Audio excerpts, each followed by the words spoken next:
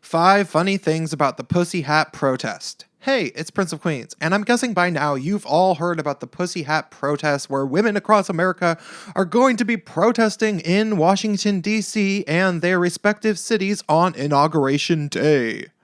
I'm not sure what they think is going to happen exactly. I guess it's just one last hurrah for women. I mean, feminists who are opposed to Trump. All I can really do is mock them at this point.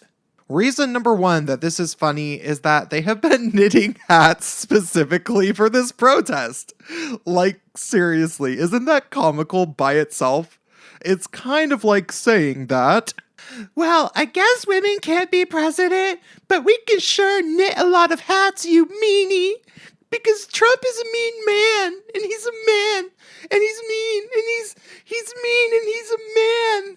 And I wanted the girl, so I'm gonna knit this hat. I'm gonna do some girly stuff to protest you. Take that, you mean man.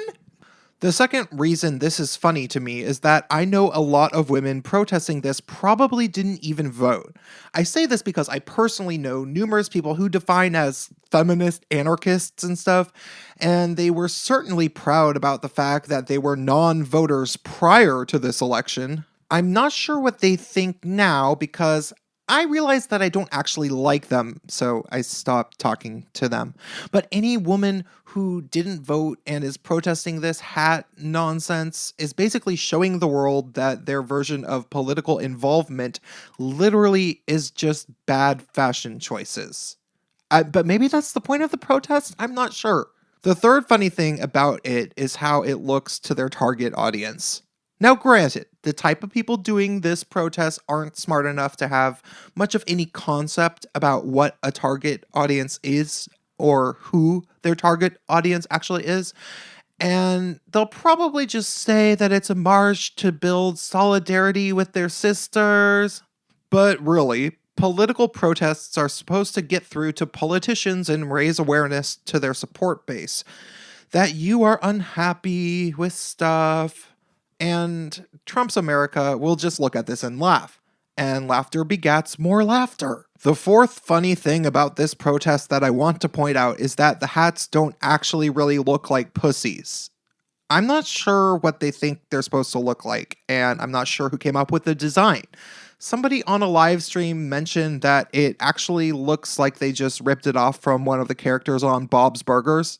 And I think that's totally true. The fifth and final thing I noticed about the Women's March is that they are spelling women's with an X instead of an E. I thought that they used to spell it with like a Y or something. I don't know.